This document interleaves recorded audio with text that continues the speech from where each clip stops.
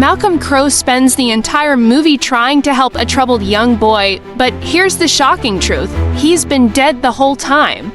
Yes, the man we follow from the very first scene is actually a ghost, and that's the mind-blowing twist that made The Sixth Sense one of the most unforgettable movies in cinema history. If you haven't seen it yet, stop right here, because what you're about to hear will change everything. But if you're ready to dive into this eerie, emotional, and brilliant story, let's begin. The movie opens on a seemingly perfect night.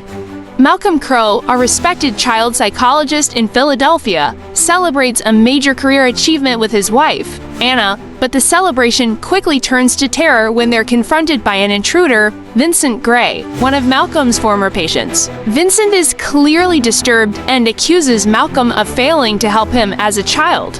In a sudden and tragic moment, Vincent shoots Malcolm before turning the gun on himself.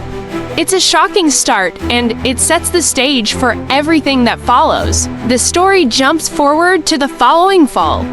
Malcolm appears to have recovered, but something about him feels off. He's distant, his relationship with Anna seems strained, she barely speaks to him, and there's a coldness between them that's hard to explain. Despite these troubles, Malcolm remains committed to his work and takes on a new patient, Sear, a quiet and anxious 9-year-old boy who's clearly carrying a heavy burden. From the very beginning, there's something unsettling about Cole. He's different from other kids, withdrawn, fearful, and often lost in his own world. His single mother, Lynn, loves him deeply but is at a loss. Strange things happen around their home, unexplained cold spots, objects moving on their own, and Cole's behavior becomes harder and harder to understand. As Malcolm begins working with Cole, their sessions reveal the boy's deep fear and loneliness. Cole is bullied at school and haunted by things he can't explain. Malcolm, believing the boy may be dealing with severe anxiety or trauma, tries to connect with him, but Cole remains guarded. The tension builds slowly, and the mystery deepens. What's happening to this child? What is he so afraid of? Then, one day, Cole finally shares his secret, one of the most iconic and chilling lines in movie history: "I see dead people." At first, Malcolm struggles to believe him, but Cole insists it's true. He describes seeing spirits, people who don't even know they're dead, walking around like the living. They're everywhere, and they terrify him. What's even more horrifying is that these ghosts are often injured, mutilated, or tormented, still carrying the trauma of their deaths. As Malcolm begins to take Cole's claims more seriously, strange things start happening. Cole's encounters with the dead become more intense and frightening, like when he's locked in a small closet and attacked by a spirit. But amid the terror, Malcolm starts seeing patterns.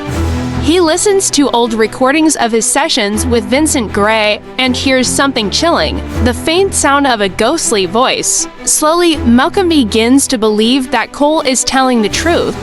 And more than that, he realizes his job isn't just to help Cole manage his fear, it's to help him understand his gift. These spirits aren't appearing to Cole to hurt him, they're seeking help, closure, peace. With Malcolm's encouragement, Cole takes his first step toward facing his fear.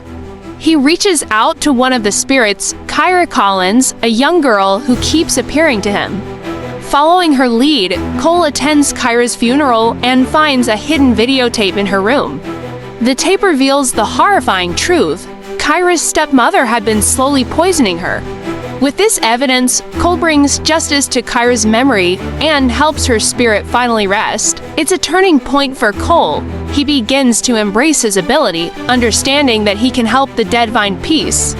And in doing so, he finds his own courage and strength. But the story doesn't end there. In one of the film's most emotional scenes, Cole decides to share his secret with his mother.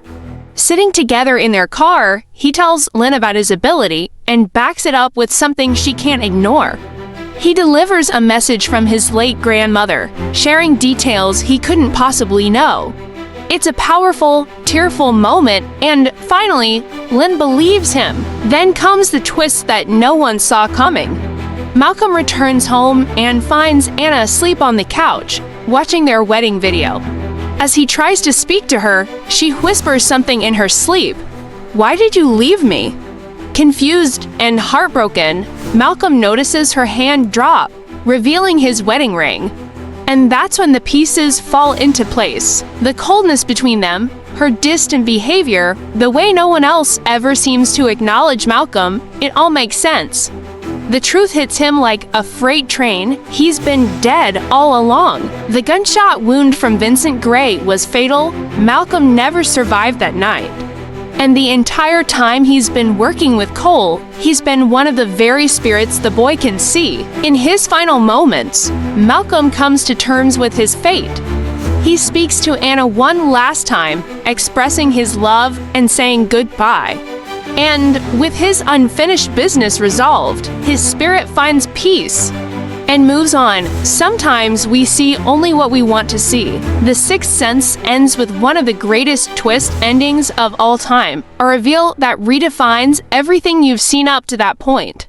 It's a story of fear, love, loss, and acceptance. And once you know the truth, you'll never watch it the same way again. Thanks for watching.